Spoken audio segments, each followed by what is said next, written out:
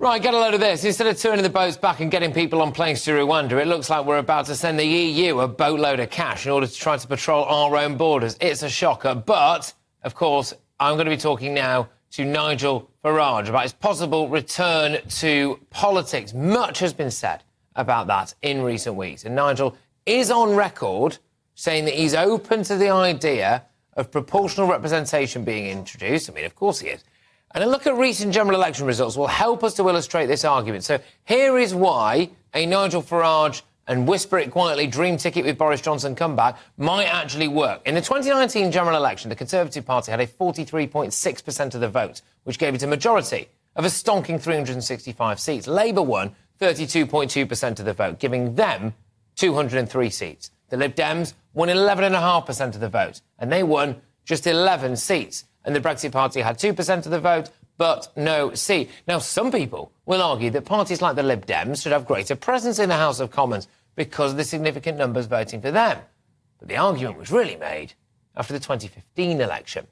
And that is when nearly 4 million people voted for UKIP, giving it a 12.6% share of the vote. But the party only returned one MP, Douglas Carswell. And that doesn't seem quite right, does it?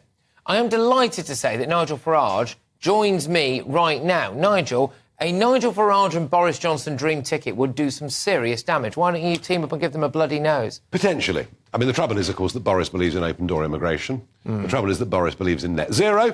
But he, of course, I mean, if anybody can turn on a sixpence on policy, it's Boris Johnson. The point I was making when I first said this was this. Boris Johnson, I was saying 2 weeks ago, is finished in the Conservative Party. And I think the events that have played out in the last fortnight have proved that point. If Boris Johnson has one legacy, it is Brexit. There are two names in this country associated with Brexit, whether you're for or against, and it is Nigel Farage and Boris Johnson. Yeah. Labour will take us pretty much straight back into a single market, certainly by 2026. And there could be a fight for Brexit that takes place again at some point in the late 2020s. At that point, you know, I think Boris and I would have to try and work together. Whether he'd want to is another thing. But you have a captive audience of millions because you've got disillusioned red wallers now who I still don't think are particularly enamoured with Keir Starmer. They've not gone running back to the Labour Party, so they want someone to vote for. You've also got a lot of disillusioned Tories who can't forgive the Conservative Party for the way they treated Boris, but also fundamentally don't think it's a Conservative party. If you stood, you would get millions of votes. So I polled this recently, and this is the first time I've said this on GB News. I polled this recently, and the figures say 4 million would vote for me tomorrow. Just you, and that's without Boris? Me leading would vote for me tomorrow, and that's before any campaign or any announcement. I'm interested in doing it again. So I think it's realistic to think we could get that to 5 million. Yeah. We can get that up to about 17 and 18% of the national vote. I believe that even under first past the post, that's achievable. But, Patrick, what's it going to get me? Yeah. I mean, you know, am I going to bang my head against the brick wall? I won the 2014 European elections, the 2019 European elections under PR, and the 2015 result you just showed the audience.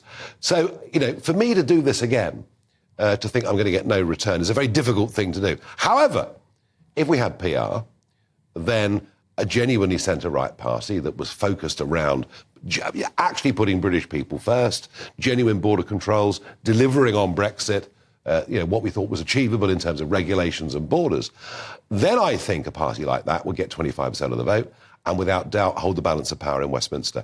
And I am not just saying this out of naked personal self-interest.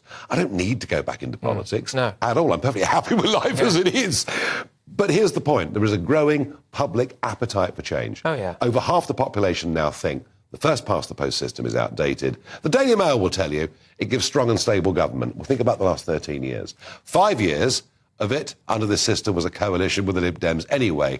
And the last 8 years have been complete and utter chaos.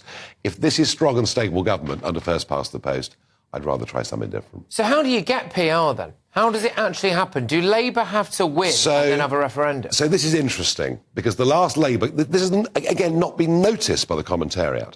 The last Labour government voted strongly for proportional representation. Now, if Labour win comfortably, I suspect it will go back on their political agenda. If they had to do a deal with the Lib Dems, we'd almost certainly get it. Whether it would take a referendum, I suspect that it probably would. I suspect that it probably would take a referendum, and I think the first past the post argument would look pretty Edwardian. Yeah. You know, compared to what, you know, I mean, so many people I know, you know, living in safe Labour or Conservative seats, just don't bother to vote. They cannot see the point of voting, even in big swing elections. A lot of young people feel their vote simply isn't worth it. You know, my grandparents' generation all voted.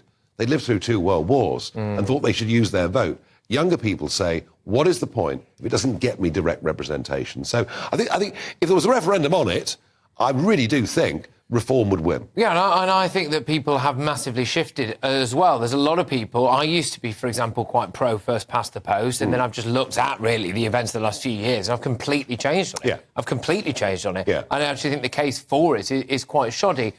Some people would say, Nigel, that one of the things propping up Rishi Sunak from total annihilation, but also one of the reasons why the Labour Party can afford to be quite smug about taking back the Red Wall, actually is the fact that you won't stand there, or not necessarily going to stand there, alongside Boris Johnson. Do you not just fancy sticking it to them? Do you know, I mean, in 2015, it was interesting. The Tory press gave me hell, and yet I took more Labour votes. Yeah. UKIP took more Labour votes than it took Conservative votes. Cameron never thought he'd get a majority. He did, and it led to the referendum. I think with where we are now, if I was to intervene in this situation, it's the 2019 Conservative vote that I would hammer even more than I would the Labour vote, just given where the numbers are today. And people say to me, Nigel, you know, you should just give the Tories a kicking. They deserve annihilation. But you know what? I need something positive to fight for, not something negative. All through a quarter of a century of campaigning for UKIP, through some good times and some pretty tough times as well, there was always a positive goal at the end, which was achieving national independence. Right at the minute, it's a little bit difficult to see what that goal is. Saving Britain? Well, yes, but if I get millions of votes and it leads to a bigger Labour majority and little representation, what would I have achieved? Nigel, thank you. You'll be on the box later, won't you? 7 o'clock. 7 o'clock. Absolutely. As ever, good stuff. Nigel Farage there. Thank you very, very much. Right.